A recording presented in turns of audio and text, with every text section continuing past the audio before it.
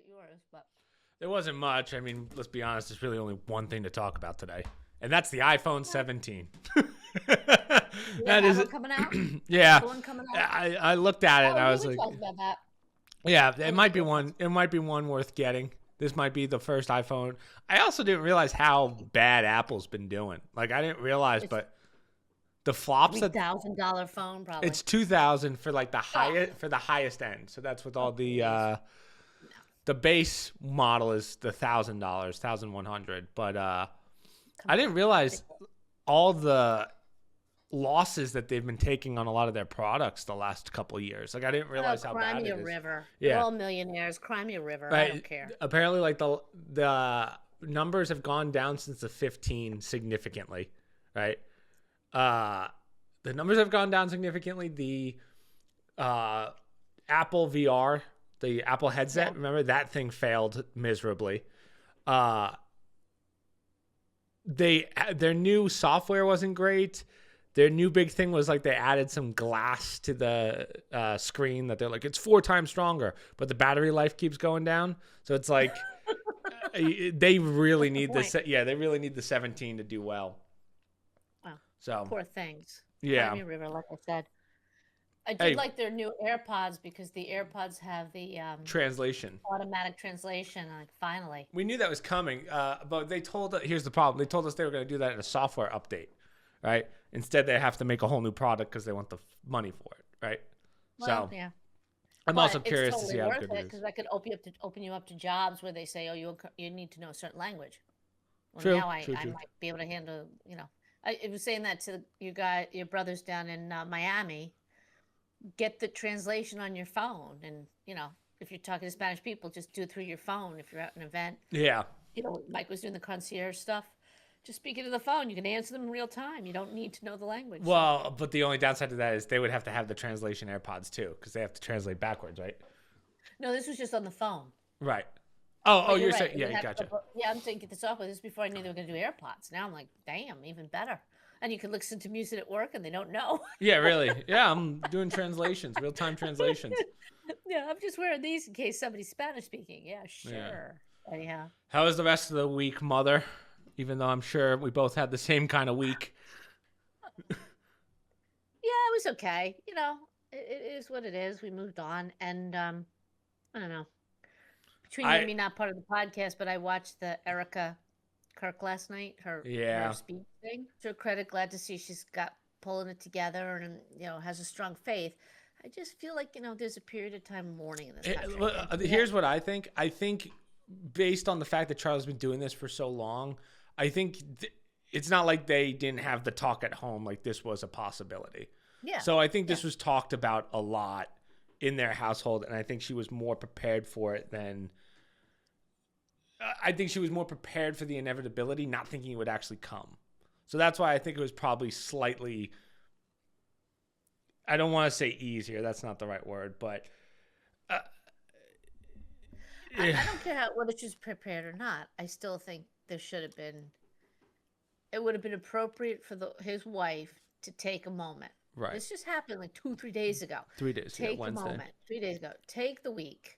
You have little children. Be with them. Then push yourself together. Then come out and say, because she was there at the event, I believe. With the daughter. Yeah, I do agree. I do agree that it was way too fast. But I also have to say that I think in a situation like that, I think a lot of people probably said, you gotta go out there and say something. Like, I don't think this is gonna be the last time we hear her speak about it. Obviously, I think this was something to your point. I don't think she. Yeah, I don't think she had to say anything right now. Enough people, prominent people, have said enough. Let them process it around the world. I mean, there is a trickle effect. It's going around the world. The UK just had 1 million-person protest. Part of it was Charlie Kirk, and part of it was freedom of speech and their freedoms and everything else. It all tied together. Maybe I'll chalk it up to being a little bit in shock too, yeah. or maybe not in shock. I don't know, but. It's just, I mean, the perfectly coiffed hair, the perfectly done makeup, the perfectly done hair, the white suit. The difference is, though, Mom, this is someone that I guarantee you she wrote that, I'm sure, but the people that put it together, it's not like she's the one that did it. Like, I think the severity of it, I think a lot of people, and I mean a lot of people, helped her look the way they want, blah, blah, blah. And I think my guess is she was probably, I still think she was kind of forced to do it a little bit. It was either kind of forced into doing it that early, or this was prepared in case something ever did happen to Charlie Kirk. Again, I don't think, it's like, I don't know how to say this properly, I know what you're but saying. it's like you live with that. Yeah, you live with that possibility. I'm not saying that this wasn't, yes, exactly. It was a possibility back when he started doing this years ago. Sure. And I'm sure they get death threats all the time. Absolutely. I'm sure it's not, it was one of those things that you would never want it to happen, but it ended up happening. So, yeah. Right. I just find that there's a certain solemnity to the moment, and that of all people, she had the right to just let it play out a little bit. If the world wasn't on fire, people, I mean, they're hold on. I might have to disagree with you on that because you're not on social media. The world is on fire right now. Well, all right, social media world, yes, but I'm saying there's literally not as, and I thought this was poignant too. Somebody, I don't know who it was, but I remember seeing the headline because I saw so much stuff. They said, you know what, this horrible, horrible thing happened, and maybe it was the Utah governor. I don't know. No city was lit on fire, right? No businesses were stormed. There was no rioting in the streets, right? There was protests, but yes. He was trying to draw the connection that there's a way to mourn without burning the system down, right? Or going and using a bad situation to gin up chaos, as we subsequently saw it for people making money and looting. Nope, we didn't want that in his name. So I just felt in terms of that stuff, it wasn't like, wow, we need to get somebody out there to say something. We need it. I think she, of all people, could have taken the time. It didn't have to be this quickly. And now it's shoved in the middle of all the other chaos where they just caught the killer and whatnot. Give it the week. Now I can sit and listen to what she said. But also, have a little bit more gravitas. Mom, we're also not in the position of them in the sense of the amount of pressure she probably got to make a statement from people on her side was probably too much to bear. So she said, let's just get this over with. Like if it was you and me who doesn't have people behind us saying, I get it, she's supposed to mourn, but also, and I'm sure she still is, but also you just avoided a longer headache weeks out in advance of, oh, when is she going to speak out? I don't think she should have waited weeks and weeks, but 3 days? Give it 7 days. And by the way, Jackie Kennedy didn't come out and make a speech right after her husband was assassinated. She was quiet dignity, right, with her 2 children. She was. Yeah, you also didn't have social media at your neck every single day on both sides saying, where's the wife, where's the wife, where's the wife? Like, Mom, I feel like you're not. We saw her a lot more between with the vice president, getting on the plane, watching the coffin come down. It's not like she's been in hiding. And I'm not saying a month should go by. No, I'm just saying I was just shocked after 3 days. I was wondering. I wonder if, we'll even see the funeral. I didn't know if that would be private. I don't know if they're televising the funeral. Grandma keeps asking me. I'm like, well, it wouldn't surprise me if it's private. They may not want big fanfare. Having said that, all of a sudden she's coming out in speech. I'm like, all right, let me hear her short speech. It was a prepared, like you said, maybe they've talked about it. Maybe he said to her, this is what I want you to say, or this is what I think you should say, or you think about what you want to say. All that stuff plays into it. I just think 5 days would have been appropriate. Let social media stew. I don't know. Again, I think, Mom, I think that's very easy for us to say because we're not in her position. Unfortunately, I feel like you're not thinking about the pressure, the social media aspect of this, because again, you're not on social media. You don't see the people pushing it. Also, I don't believe the people closest to Charlie Kirk would put any pressure on that woman and her family. I agree, but also think it's not a normal. Right? When was the last time a non-politician got flown away on Air Force 2 with the vice president? Has it ever happened? Right? No. Not that there's I don't so know, many. So. Again, there's a lot of things that are going to be unconventional about this. And to your point, it was definitely too early. But I think there's a lot of pressures of wanting to get it over with and then mourn after. I think that's a factor that, unfortunately, luckily, we don't have to deal with. But I think the pressures that people gave because of how prominent he was. I think in her mentality, it was, hey, I can go through this shit for 7 more days, or I can get it over with now and then mourn. We're not going to see her for a while now, which is, I think, good, because now she has the right to mourn. She could do all this, get back to the kids wherever they are, the 3-year-old and the 7-year-old or whatever they are, and now go through the process. It was going to be an abnormal process either way, because it's an assassination on a guy that's not even a politician, right? Let them find the killer. Let that play out a little bit. Do your mourning. I think they thought they found the killer first, right? They thought probably, if I were to guess, they probably found that old guy first. They were like, oh, they got him. Let's do speech, whatever. And then they realized that wasn't the guy. And then the speech was already done. They already put all this in motion. They planned ahead of when this was going to be done. And then we find out that there's another, that guy wasn't the killer, and it was someone else. I guess, which is still crazy. Yeah, which is still crazy to me that guy's they just released him. Like, in my opinion, they helped that old man helped that guy get away by wasting resources. So I do think that guy should be in prison. I mean, obviously our viewers are going to want to touch on, or want to hear, our thoughts on the death of Charlie Kirk, not just the wife and whatnot. And it's been 3 days. We're probably the last ones to post on this, but I feel like I've had a lot of time to think about it, and I'm sure you have too. So I'll let you start, ladies first, on what you think, and I'll try not to cut you off on anything. No, it's okay. I actually wasn't going to do that, because I feel like people should already know how we feel about Charlie Kirk. I mean, we've referenced him on the podcast sometimes. I remembered him when he first came out, when he was like a 20-year-old, and saw his face. He was becoming, for those who were on the conservative social media stuff, he was there, and he was honing his skills. At that time, I didn't realize how religious he was. I think he's an evangelical. And I'm just as much convinced it wasn't a political hit, but a religious hit. As we've been seeing in media now, I mean, and I'm sure Charlie at some point would probably start touching on this. There's a tremendous amount of anti-Christian happenings out there, social media and our government around the world, and it gets hidden with all the Palestine and Ukraine and worrying about other places. Whereas, I think that was part of it. A lot of it, yay, kill a Christian now. That's becoming the new thing. He was a man of faith. We've been exchanging a lot of stuff sending stuff to you guys. You guys send me stuff.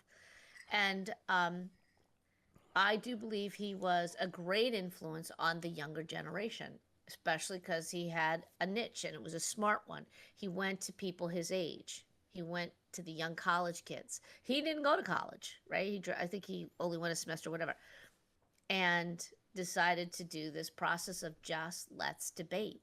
So he is the essence of what I think our country was founded on: Judeo-Christian values and debate, First Amendment. And that's why he is so very poignant. I'm looking up at the big screen. That's funny.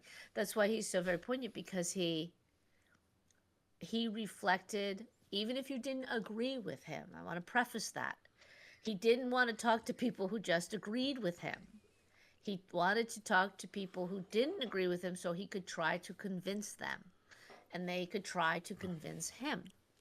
And I've learned a lot more about him, obviously, since he died, from other people saying he was just a constant force in terms of he always wanted to learn more from anybody and everybody, whether it was his faith, whether it was politics, whether it was, apparently he was really into sleep, the cold plunge in the morning, supplements, because he knew he needed stamina.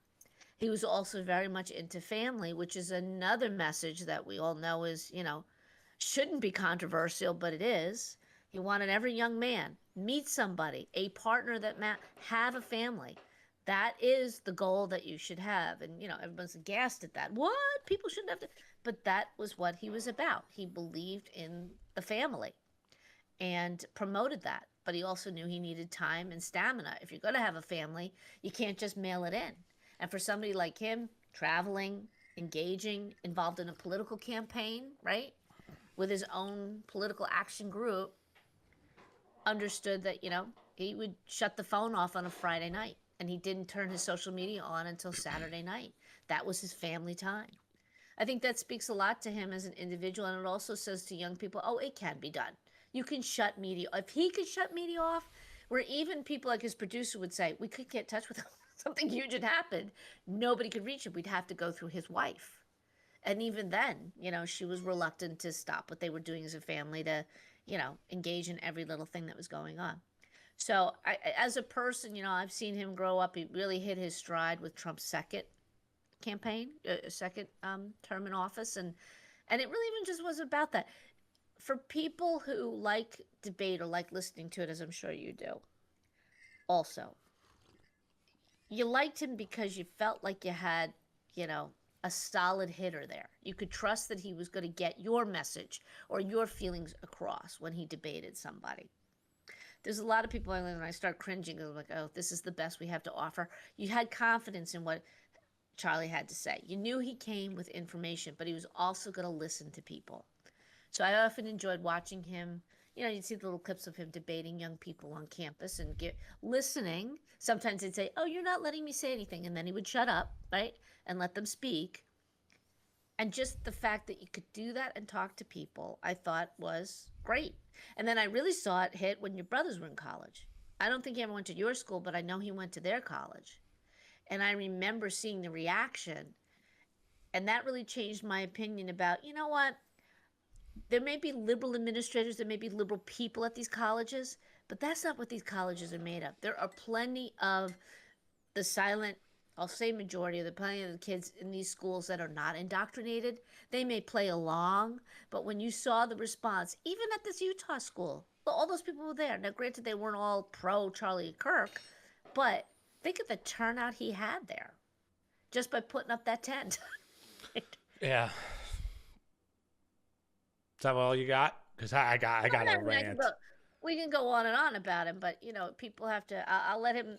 There's enough tributes out there to speak, to what he was about. But like I said, I remember when he was young and starting out. Yeah. You probably don't remember that because you're about his age. He was 31, but I remember seeing that face and him starting out and thinking, "Who is this kid?" And you know what? All right, it's good that young people have a voice. Yeah. So I'm glad to see it happen, but obviously I was heartsick, absolutely heartsick. I have so much to say about this because, it's been a long 3 days for me where truth be told, I haven't been sleeping like the last 3 days because I've just been so angry at what I see online. But, I don't know where to begin, but without getting into the politics of it to start, I think what grosses me out the most was what was the point of colleges when colleges first started? They were a place to free think. They were a place to have debate. That's what Aristotle, Socrates, all these guys would go to these, I don't even know what you call them, arenas in a sense, where they would just, forums, and just debate. And Charlie Kirk was one of the last people where even if you didn't agree with him, he was still able to do that. And he goes to these colleges, and all of a sudden, a man who's doing what college was actually designed for, not teachers telling you what to think, he gets shot and killed for it. And I think what grossed me out the most was these fucking liberals who are saying, oh, it's gun violence. Let's look at what happened just in this past fucking week. We had a Ukrainian 23-year-old get stabbed by a guy who was a 14-time felon, right? Was told he had to go to a psych ward and refused to go, so they just let him do his thing. And then a Ukrainian gets stabbed, a 23-year-old gets stabbed, and I watched that video all the way through. It is one of the scariest things I've ever seen, watching a 23-year-old revert to a little girl, realizing she's about to die, and then just bleeds out in front of 7 other people who did fucking nothing. Truthfully, they couldn't do much, but they did nothing. They just walked out. And you want to sit there and tell me it's a fucking gun violence problem? Let's take it to 2 days ago where a guy decapitated his boss in Texas with a machete. You think that's a gun problem or a violence problem? That's a mental issue, right? It is a violence problem, but you know what I mean. And then we have a guy that does a shooting on Charlie Kirk, a man who had a 4-year-old or a 3-year-old and a 7-year-old and shot in front of him. And we have people fucking celebrating it online. And we have fucking big streamers saying, oh, thank God he's dead. You know how I'm glad that people are going through and we're seeing a turning point right now. And I'm glad. But let me tell you this. You say it's gun violence. We know a lot of people that have guns. Mm-hmm. How many times have they killed people? I don't know a single person, unless they were in military. There are more guns than there are, or people that have guns than there are shootings. If I was a drunk driver and I drove into a school of kids, do you ever hear them blame about the Toyota Camry, or do they blame the person behind the fucking wheel? That's what disgusts me. Between the Catholic school, the church guy who was writing, you know what kind of a psychopath you have to be to write shit on your bullet casings, your magazines, your guns? That's what disgusts me. So I'm tired of hearing fucking Bernie Sanders and Al Green say, hey, you guys are the ones that started this rhetoric. Are you kidding me? You're going to tell me to take away guns because your shitty rhetoric caused this? Like, that's what disgusts me the most. This was a man that just wanted to have conversations with people. Yeah, he didn't agree with all of them. But you know how many videos I see of him talking about Star Wars and debating Star Wars? He just liked the conversation. Now he's dead. This guy wasn't a politician. This guy was just a YouTuber, a 31-year-old who started a business, and you're comparing him to Hitler and white power? All this did was kill the moderate left. Because I saw a poll today, and I don't know if it's true, but 2.1 million Democrats registered Republican just in this past week. I don't know if that statistic was true, but I guarantee you, people are moving over. All you did was move the moderate right more right, and you moved the moderate left to the right. So I don't know what this guy was trying to accomplish, but I don't think we're going to see a Democratic president for quite some time. I could be wrong, but I would argue that after this, after seeing that free speech was just attempted to be taken away because of the rhetoric that all these idiots on the left are saying, and then saying, oh, well, Trump called us a lunatic, so he started it. If you think those two are the same as you're telling people to cause violence, we have to go back to the Black Lives Matter movement where you guys said it was okay to riot in the streets and destroy companies? That's where I get grossed out. And I think a lot of people who were moderate left are starting to see how fucked up their side is. And now look what we have. If you thought Charlie Kirk was a far-right person, clearly you haven't met Nick Fuentes, who I don't agree with much on. But he's making one hell of a rise right now. And that's because of what they did. And what scares me isn't the fact you would think, oh, Chris must be happy that now there's more conservatives or people are moving to the right. No, because now there's going to be a far right. And now our balance is even more gone. I don't know if you know who Nick Fuentes is, Mom, but he's one of those guys where, unfortunately, I'm watching his stuff and I'm going, he's got a point. And I didn't think I would get to that point. And I'm watching his subscriber count go up. He's showing up on all of my feeds as I'm watching other people saying, oh, I'm glad Charlie Kirk's dead. They make Nick Fuentes look like a saint, unfortunately. So, I don't know. I don't know if I could call this a healing because I'm seeing some of the guys like Dean Withers or whatever his name is crying over Charlie Kirk, which, again, I'm glad that there's some sympathy, but then I look at fucking Hassan Piker, who's like, we should kill more conservatives. Maybe the world will be better. That's when I go, what the fuck are we doing, and why do these people have a platform? There's a difference between freedom of speech and calling for the death of people. Well, I think, and for nothing else, the turning point, which is apropos, and I think would be the biggest testament, not speeches from the wife or from people who knew him and whatnot, is that turning that you're seeing. And that's the turning point, that now we're not putting up with it. And everyone says, oh, because you're militant. No, that's not what I'm saying. And I pulled another one. I sent it to the podcast. Stephen King, right? A liberal. Goes out there and says, that guy's a moron. Let me just say, he was always a moron, in my opinion, in your opinion, whatever. But this is the difference now. And this is why whoever believes in free speech and in enough of this garbage, right? He said he advocated stoning gays to death. The difference now with Charlie Kirk was, number one, especially people like he was evil. He was a lot of things, but he wasn't evil. Okay? You can't say that about somebody like a Charlie Kirk. He wasn't a saint by any means, I'm sure. But when people say that, so when he said that, what I like seeing automatically was the automatic pushback. Where? Quote us. Show us that quote, Stephen King. Show us where he said that. And he's got nothing, so he revoked it. Apologizing. Yeah, that guy had to apologize but that's my point. He's just an example. That's the difference. That's the turning point. Like you said, when somebody sits on a platform and says, we should kill more people, that's the very definition of hate speech.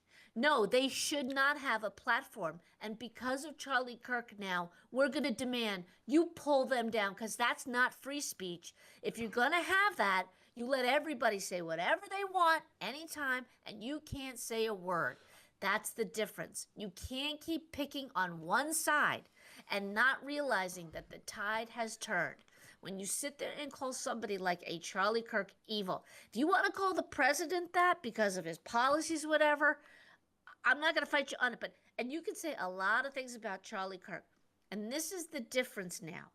If you want to call me a Nazi, that's hate speech. If you want to say my policies are like the Nazis, that's freedom of speech. When you label somebody a certain way, the president's a Nazi. No, he's not a member of a national organization. If you think his policies are a certain way, that's your freedom to say it. But to get on a platform and say, I want all liberals killed, you'd be taken off immediately. Oh, yeah. Okay?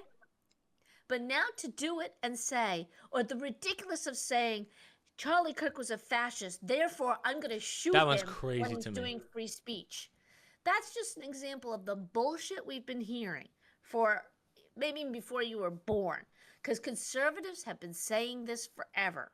Charlie Kirk just came in at the end and was the most influential. But some of the older ones that I've been listening to over the years, they couldn't even go to a college campus. They'd have to bring their own security. They'd make the conservative kids pay extra for security that the liberal kids didn't have to do. And still these punks would throw chairs through glass and everything else. It's always been this way. And now, unfortunately, we had to lose a decent guy who just was about free speech. Decent guy, a Christian. For people to say, we've had enough. Either we're a free speech nation or world in other countries, or we're not. It can't be one-sided. And we've all talked about it amongst ourselves. Well, now we're taking it to the street. Now we're saying it to those individuals like a Stephen King. Yeah. Now it's going to cost you when you say shit like that. Look how fast he backpedaled. Yeah, all of his books are being taken out. All of his books and stuff are being taken out of stores right now. They're refusing to sell them, which is good. Right. But, you know, the important thing is he was forced to apologize. So now his word is mud. Okay, I don't want to hear anything from him. He's been done for a while, but that was the nail. Not on the left. Not on the left.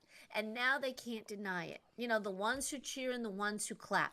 You want to cheer because somebody was murdered that you didn't agree with? And you're going to label me a fascist? You're going to label me a Nazi? Okay? Yep. They've taken it too far. And it's the greatest, you know, I had this vision of Andrew Breitbart and Charlie Kirk and Rush Limbaugh sitting together having a good chuckle. Limbaugh always said it to all his listeners over the decades. They always take it too far. He said the Democrats. And that was the liberals. Yeah. They take it too far. He meant policies, not realizing we were at the point where you're going to.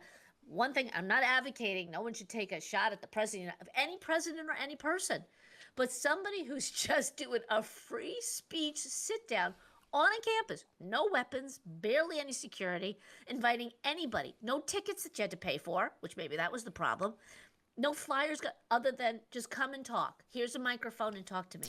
Again, you're going to sniper shoot him? For me, it goes back to the fact that the people that are anti-gun are the ones doing the shootings, right? The last 13 mass shootings have been done by trans kids on SSRIs or whatever they're called, right?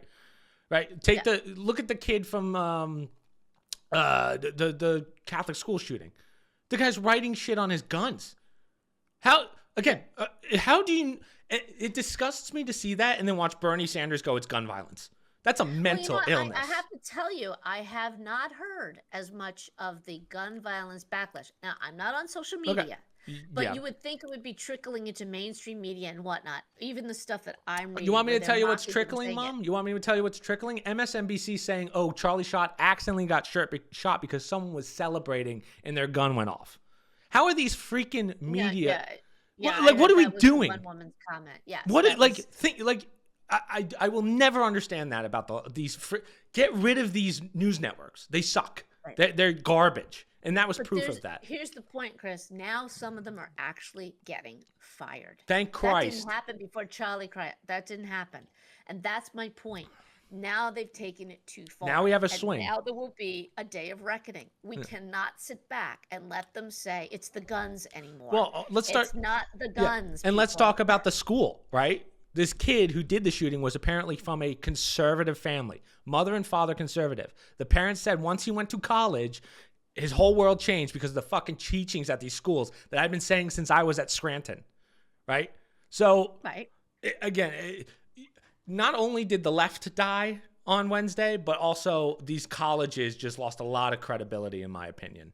So, again, I think that it's a shame that Charlie died, but I think you're going to see one hell of a right wave, not just here in America, but all over the world, especially with what happened with Bolsonaro this week in Brazil, right? Yeah. 26 years because he was like, I think this election's fake or was rigged, and they called it a coup d'etat, right? So we're going to see a wave. Let me just submit to you this, that the wave had started. That's why Charlie was shot. We have been going after the universities. We have been identifying what's been going on. They've been doing this around the world. The UK is now, they've had enough. There's no more free speech in that country.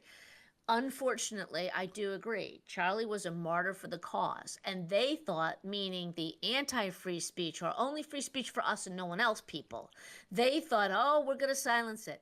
Fortunately, they have done the opposite. Yep. They have finally brought to the attention of even their own ilk, if you will. The moderates, I would say. The moderate that now justify to me that this is all, and they're still trying. Some of these pathetic news people are still trying to say, well, it's Trump's fault. Which is unbelievable. Right. Can you stop this? It's just, and I will, you know me, I'm not a believer in hate speech because it's free speech or it's not, okay? But if you're going to put it out there, we better start clarifying. To say the president is a Nazi or Charlie Kirk is evil is different than saying his policies are like the Nazi policies. Charlie Kirk's beliefs are like what evil. That's different. You're not labeling the person. That's talking about the ideas. And we're done. How many more times do we have to go through this gun routine? And remember, RFK has been talking about we're going to start looking at these SSRIs. And I think that's going to change the world. But here's what I don't like, Mom, and this is what I was talking about before. Now we have people going way right. That Nick Fuentes guy, smart dude, I'll give him that, but he scares me. He really does. And unfortunately, that's the only voice that I know of that's close to Charlie Kirk's age, right? You have Patrick Bet-David, who's not really like that. What's the name of the guy that's good friends with Candace Owens? I can picture his face. Ben Shapiro? No, I know Ben Shapiro. Ben Shapiro, again, not great, but he's great, but not. No one is going to be able to fill Charlie Kirk's shoes. And I think the closest thing we have to someone that's in that age gap or age range that can actually say something is that Nick Fuentes guy or me, but I can't do that. I agree with you right now. It's a sensitive time, but being older, when Rush Limbaugh died, there's nobody's going to take his place. And there's some truth to that. Nobody did. When Andrew Breitbart died, for those of us in the conservative Tea Party movement, it was devastating. Now, he wasn't murdered. He had a heart attack. Or so allegedly. We know. We'll never know. But, yeah, it was devastating because we're like, oh, my God, there will never be another Andrew Breitbart. And there wasn't. But along came a Charlie Kirk. And along came, like love him or hate him or whatever, a Ben Shapiro. He has his issues, whatever. There are people that will rise up and there will be more voices. They will try and emulate what other people have said. I just don't know. Sorry, go ahead. It's early. Give it time, Chris. You will see. I mean, you just got to, as Charlie would say, trust in God. Take a step back. We have a Redeemer. He's not going to let us, hang. Mom, I would be lying if I said I wasn't a little scared. Does that make sense? I like to have, I'm a little, I don't know if we'll have, I know there will be people like Charlie Kirk, but people who can do an open debate like that and have the knowledge, be able to do that, I think that's going to be a lot longer than we think. Well, again, it all depends on how seriously we are about what happened as a nation and maybe trickle out to the world. How serious if you believe in free speech, now I would call to task. If I'm sitting at the table across from Bernie Sanders, toe to toe, you're telling you believe in free speech, then why are you yelling because somebody said something you didn't like? Okay? Now you got to call it out to their face. No more of this. I'm going to say in front of MSNBC and then walk away and say whatever I want, like Stephen King. Now we're going to call you out.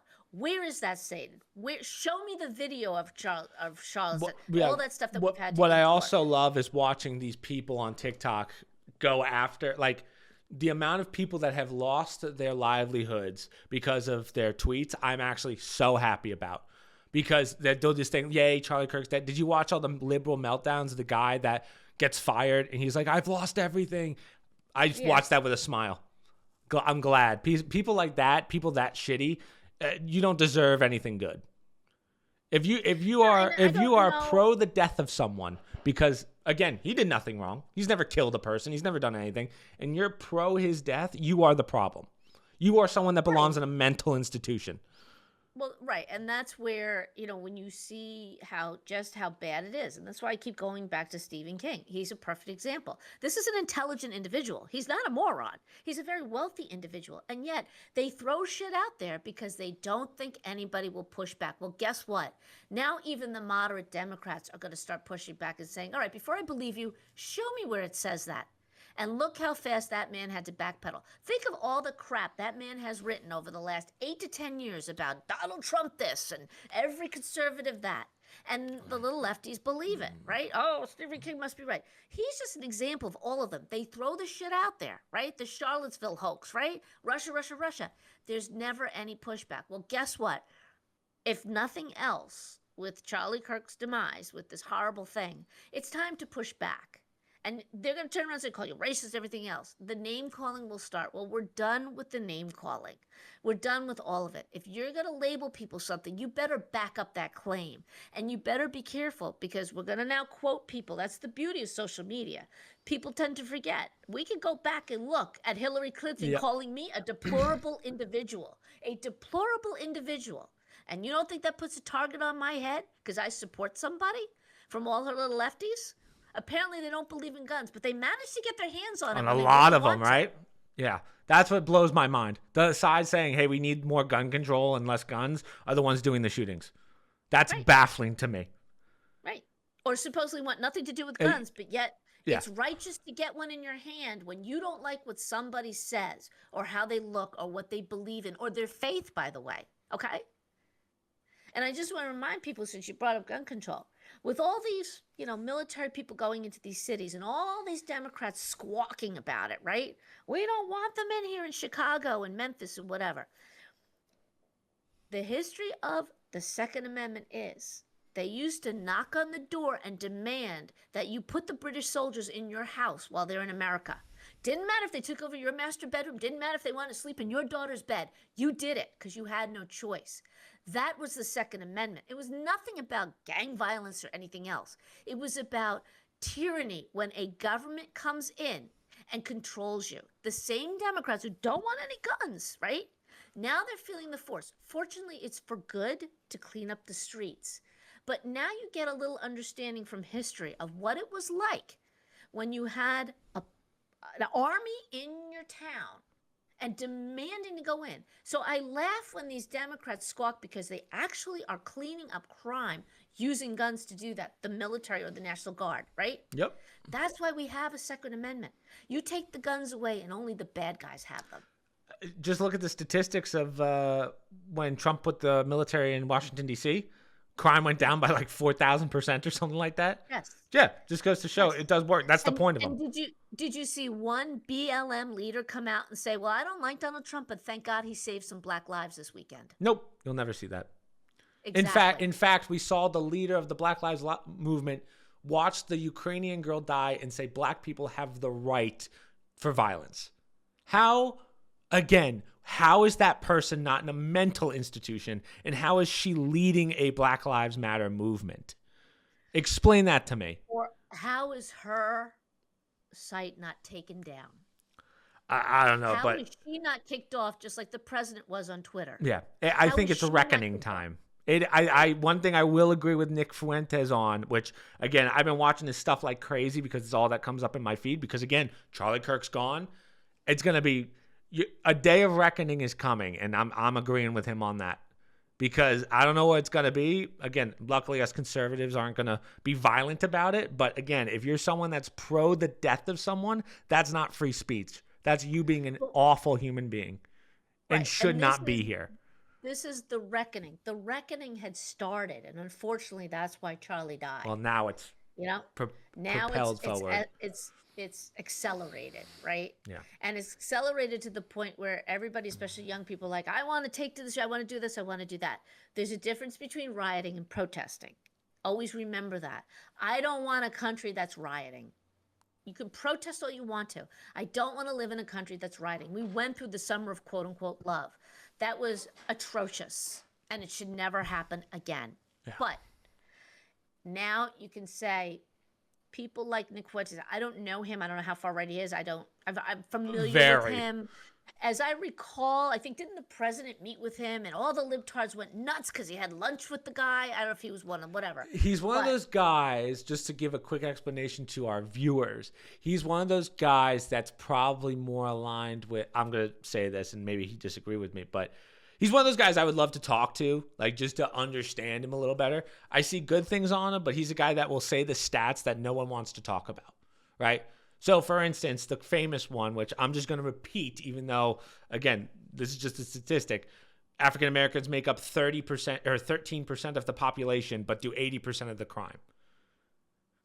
You can't argue that. It's a statistic, right? He says stuff like that, and you can't argue with him. It's a statistic, right? The only thing you can argue about it, and I'm sure he and why? Where did you get those stats? Because a libtard could throw something out there, and maybe they'll say, "Well, this is a fact. I saw it in Liberal Today." Right. But you see that, and instantly you'll go, "Well, if it's a statistic, and it's okay, we look at it. Let's say it's a correct statistic. Let's say it was a wrong statistic, and I was someone just getting into politics now because I saw what happened to Charlie Kirk, right? Right. You're going to see that, and you're going to become radicalized real quick if you're not thinking, right? Yeah. That's what I'm afraid of. We don't want right-wing radicals either. We want a middle ground. But this situation pushed us forward. Hold on, and I'm going to push back on that a little bit because that's exactly what the liberals do, okay? When you throw out a stat like that, they call Nick Fuentes racist. You're racist because you had, let's assume it's correct. You're racist. Yeah, I know it's up there. And you, Nick Fuentes, you're causing people to do gun violence because you said that. That's baloney. Mm-hmm. There's the difference. If he then said, so we need to take care of this and do something about that, now you're crossing a line, okay? If you put stats out there in the context of what you're saying, regardless of what it is, you better put it in context, right? Where you get the stats, whatever. But what has to stop is when the immediate reaction is to call him a racist just because he said that. They've called Heather McDonald, who's done lots of statistical analysis on crime and whatnot in the country. She's written many books and papers on it. She's been backed up left and right. They call that poor woman every name in the book. You're a racist. You're a Nazi. You should be, kicked off of every platform. Only because she's done the research and has identified, you know what? Even the crime stats are racist because they're not all accurate. Then she will post 10 pictures of all these people who are white, okay? White criminal, Caucasian. They're obviously not white or pure white individuals. So she gets called a racist for that. I just looked up the statistic just because that's a big statistic that I want to make sure I got right. Right? So again, these are stats from, where's this from? This is the OJJDP government. It's a government thing, right? Yeah. Right. Well, we're learning that's all fake too. Yeah. Ready? So take this with a grain of salt. Again, if it's true or not, I think we both agree. We're not saying, bad. They're all bad people, right? I got to clarify that, unfortunately. Ready? So 53.5% were African American of crime. The other 20.8% was Hispanic, right? Altogether, that makes over 73%. Yep. So again, I can't look at Nick Fuentes and go, hey, man, that's a real shitty thing to say. Because again, he's not off. So what do you do with that? What do you do with that information? Well, it shouldn't force people to go radical. What it should say is why. Again, you and I are able to do that. But people who just witnessed the killing of Charlie Kirk, who is not a politician and was pro free speech and is now getting into politics because they know they have to do something to understand this, they're going to see a guy talk about that and they're going to be radicalized real quick. So, again, I've seen a lot of good things on Nick Fuentes, so I don't want to make it seem like he's a monster of any type. But I'll put it this way, he's not as nice as Charlie Kirk. In a debate, you're going to get effed up real bad, and you're going to be left crying, whereas Charlie Kirk, that wasn't his choice. Let me just also say this, because we have this phenomena of social media, which unfortunately, in this scenario, can do a lot of harm, right? It reaches a lot of people in negative ways because it's a free speech platform. And because up until Charlie's death, anybody could put any crap out there, whether it's true or not. And when you throw into the mix of young people with no critical thinking skills are going to believe whatever they want to believe, even to the point where you could sit there and say, look at the video, he never said that, and they still won't believe it. Yeah. You know what I mean? It's AI. Right. Abraham Lincoln was assassinated, and there was no social media. That person was radicalized. He hated Abraham Lincoln because he was anti-slavery, okay? He represented a portion of this country. People hated Abraham Lincoln in the South. He took away. But here's the difference, though, Mom, and this is where I'm just making a point. Oh, go ahead. That we've had radical people with guns, right? When guns were all over the place, you're always going to have that. That's been around. It's always been around. People fight. Cain and Abel. I don't like you. I'm going to kill you. We have to do a better job, and that's what I'm hoping comes of this situation, of saying, you want free speech, you can't pick and choose what that is. And you certainly can't put a bullet in somebody who's of no threat to you, he thought he was a threat. You have to remember, these individuals look at a Charlie Kirk as a threat because they've been told to disagree with him, okay? And obviously there must have been something more going on with this young man. Something happened to him, as they said, his freshman year of college. To come from that family, not saying it was perfect. And, I give a lot of credit, which I know sounds warped, to the parents for turning the father for turning. That's right. I did want to mention that. That's incredibly difficult to do. Not to say that you support your son by not saying anything, but it'd be very easy to say, I'm going to wait till they find him. And eventually they will. I give them credit for doing the right thing at a moment when our nation needed them to do that. Right. I still go back to the fact, because we keep talking about the gun violence, we keep talking about this and that. When I see someone writing on bullet casings, that's not, like, the fact that you can still talk about gun violence when you're seeing that is insane to me. Because that is, if you have, again, the process you have, the mental state you have to be in to sit there and write shit on bullet casings as you fire them, or to fire them. You mentally have to be so fucked in the head. Yes, and you're now understanding the frustration that unfortunately you may have to get used to. Politicians know this kid's a nut job. They know he's screwed up. Yeah. But they're not going to admit that, because that means their whole platform's a farce. It's right? shot, yeah. You're going to use, it's a classic line, don't ever let a crisis go to waste. Anytime there's gun violence, they go to the same routine every time. I'm sure it was a Trump supporter, right? That was one of my articles too. They're actually doctoring the kid's shirt to put him in a Trump shirt on social media. Okay? We have to push back on stuff like that. In the past, we'd let it go. Oh, all right, another attack. We're done with that. We're done with being labeled that way, because it is costing people their lives now on the right. On the right, not the left, the right. Let's make sure we get that straight too. Right, but that's not hyperbole. Yeah. And I also I fear that now people will start taking it out on innocent people on the left.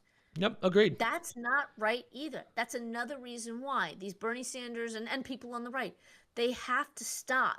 And I've said this before, people like Mike Johnson or a Nancy Pelosi when she was in office, anybody who's the House Speaker or the Senate leader, you have to start sanctioning these people. There must be rules, and it has to be brought out. You can't have one person out there, Ilhan Omar, she's going out there spouting off stuff. I don't know if half of it's true. I don't know if it's her opinion. There needs to be pushback. Yeah. But also there's a fine line between free speech, I get it, and What is the House going to say? You can't just go out there and keep calling the president a Nazi. That's not free speech on social media. That's just ginning things up. Talk about his policies. Talk about what, if you don't like them, but stop attacking the individual. You know what also killed the Democrats the other day? And I think this was also another nail in that coffin. It's just nail after nail. Is when Charlie Kirk died and then Mike Johnson called, hey, can we just do a quick prayer? Every Democrat said no. Yeah. That's how happy they were or how indifferent they were on his death. I don't know that it was every, but there was a lot of grumbling and they didn't want it. A lot. You're right. I shouldn't say every. I shouldn't talk in exploratives like that or expletives. Yeah. But a lot of them, I would say a majority of them said no and walked out. That goes to show you the kind of people that are in office on that. Well, and I paused for a minute and I said, well, how would I feel if it was AOC? Would I want them to have a prayer for her? And I did say, yeah. Yeah, of course. I don't have a problem with that. I would say if I didn't believe in prayer, I would say, then you don't say, and they even said, you just sit there. You just sit there in silence. Like the fact that these people are so screwed up in the head that they couldn't even do that for a guy who's really, like, again, if it was a Muslim man and they said, hey, we're going to pray in, I don't know what you call it in Muslim. What's it called when Muslims pray? Prayer, I mean, it's just pray. Yeah. I wouldn't say anything because I don't know Muslim prayer, but I'll hold my head in silence. They couldn't even do that for 30 seconds, right? Those are the people who caused this. Part of the problem, yes. Huge part of the problem. But again, if it's the positive to take from this, which is the backhanded way of saying it, we were being effective. Charlie was making a difference. The world was changing, okay? Yeah. That's why they become so ridiculous. Yeah. You don't get killed because you were doing something wrong. Right. And he was just a great example. And I think that's it sounds ass backwards, but they picked the wrong guy to make their point. I hate to say it, but I would never want the president done, but I could see them trying to kill Trump, right? You picked the wrong guy. There's not an evil bone in Charlie Kirk's body, right? He's just a pure free speech guy. He didn't shut anybody down. He didn't say half the stuff he's blamed for. He didn't even say. He just believes in God. Well, they hate him for that. You can't believe in God. You can't talk about that, let alone pray on the House floor. Are you insane? We're not doing that, okay? Everything has to be secular in the world. You go pray for your God in the corner. Well, that's not how it works, especially with evangelicals, okay? You picked the wrong guy. You were struggling. Your party was spiraling out of control. You have no platform, literally no leader in that party. Nobody. Even Obama's star has fallen. So what do? They lash out. So for nothing else, and I guess Charlie's smiling up there saying, yeah, we're having an effect. We're making a difference. And that's why they're becoming so desperate. And if you see, when they come out now with the gun control, nobody cares anymore. No one's going to give a shit, yeah. It's not getting the traction it used to because they know. And now people getting fired. You can't say stuff like that anymore. You're fired. Yep, you're out of the company. I love seeing it. You know, props to DC. Did you see, some liberal loser, some piece of shit human being said something about Charlie Kirk, so they canceled the Red Hood, which is a great comic. But, yeah, I would rather not read the comic than let that lady have a job. Right. So, but the question is, will this still be going on a month from now, 2 months from now? That's the difference. Yeah. That's how his life right now. Everybody's emotions are high, and everybody is on edge. That was my fear too. And the pendulum is swinging, but that's where the difference is, and that's where you have to stay level-headed. You burn out too fast if you get too hot right now, and this is a long game. It's not, we got to change it right now. We start now. We've been building in this country. We're going back to our original, what we hold dear. Everybody has a right to speak. You should not be killed for it. We're back to the basics here. That's what's happened. Right. Okay? No more like, well, no, it wasn't free speech. It was free speech. No, that's not allowed. He's good. He's bad. You shot somebody just having free speech on a campus. In front of his children. Like, yeah. When you in a gruesome way. I mean, it was a gruesome thing for you people you see his 7-year-old run to him as he gets shot. Like again, I still there's been a lot of new videos of the daughter literally running towards him, and the mom had to, or someone, I don't think it was the mom, but someone grabbed her and pulled her back. Well, something that concerns me too is so much of your brother had said this because I said, well, I just saw a video with blah blah blah. And he goes, yeah, that's an AI one. Like what? Like there's Yeah. actually stuff out there No, this where one now was like I don't even know what I can believe anymore it's true. sometimes. One of the articles I had, and we're not going to have time for articles today because we just did 1 hour, which I knew was going to happen. But one of the articles was even Sam Altman, who started all this AI stuff, is like, I can't believe the internet anymore. And I was like, well, Yeah, you started this, dude. This was your yeah, fault. yeah, But yeah. yeah, I mean, it's absolutely becoming. I couldn't believe it in real time because I saw the picture from a distance and I yeah, go, well, it doesn't look that bad. Then I see it up close and I go, wow, I saw something really bad. And the one I happened to see, obviously it was really bad, was not real. I go, what are you talking about? He goes, that's something they've already posted. Now I'm seeing they're putting Trump shirts on the shooter to make him look like yeah, this. See, this is how desperate they are, Chris. yeah. They got to redo. So, and now people are smart enough to say, you know what? Or at least We saw what more. we saw, and we're seeing what actually is coming out. I'm not a big fan of Candace Owens, but I know she's going to have more information than most. That was her like best friend, Charlie Kirk. Oh, So yeah, she's been spiraling a little bit. I don't know. yeah, Hopefully he's been helping her, but it seems like, to his credit, he had a lot of really good friends. he did. He had a lot of really good friends, and both sides of I think, interestingly enough, that I think he was respected by people on the left. Oh yeah, They hundred didn't agree percent. with him, and I'm fine with that. There's a lot of people on the left. I can respect what they say. There was Ben Shapiro came out and said a little speech. I'm going to pick up the bloody mic, whatever. I heard it. I didn't watch the whole thing. It didn't bother me, right? I mean, he was trying to be. We got to. Well, He's we not a have tough to. guy by Everyone. physical stages, but Yeah, everyone they though. ripped into him, Chris. Yeah, The that's crazy. conservatives were ripping into him. How dare you say this? Blah blah. I'm like, all right, everybody, calm down. He's just trying to carry a torch. He's not doing it Yeah, in the most eloquent way. But of all people, back off a little bit. That's the side of it where I'm like, everybody gets a little too hot headed. this kind of goes back to what I was saying. I don't think right now, as you said, there's anyone that's going to be able to fill those shoes. And I don't think Ben Shapiro is the person. Milo Yiannopoulos said he's coming out of retirement because of what happened, which is crazy. Because Milo, Milo. Yeah. No one's going to be able to fill those shoes, but someone has to continue the legacy of Charlie Kirk. Because that moderate conservative, if you want to call it, I would say pretty down the middle, just like debate, a man who stood for freedom of speech, the legacy of that has to keep going. Because if they don't, then I don't want to say the Democrats, but the people that are anti-free speech are going to win. And that's not what we want. It's not just that he was pro-free speech. And I don't think he will tell you. He doesn't want to be remembered for that. He wants to remember that he was a voice for God. For Jesus. Yep, that's true. He was an evangelical. I'm telling you, that's why they hated him. That's why he was hated. Because he was saying what anybody who's a firm believer in Christ, when you have a martyr, the very nature of a martyr creates 10 more like you. Yep. That we know that for faith. When you die for your faith, that's it's like the blood spreads out and it becomes the holy seeds of more people who will stand up. There will be other Charlie Kirks, maybe not as in his way and as great as he was. They'll be great in their own way. You have to have that faith. Maybe it'll be you someday. Maybe it'll be your siblings. Maybe it'll be, your friend. It could be anybody who embraces, and he always embraced God first. It wasn't about politics. Yep. He was becoming political, Chris, and I believe he would have been a president someday. Yep, I agree. I think he had the makings of that. So yes, he was political. He was very active in the last campaign. You can't say he wasn't political.